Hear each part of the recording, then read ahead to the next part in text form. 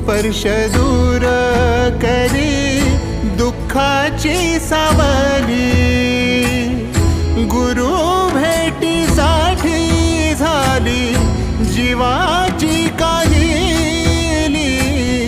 भक्त तुझा गुरुदेवा पुरता अटला। भेटला विठ्ठल माझा, भेटला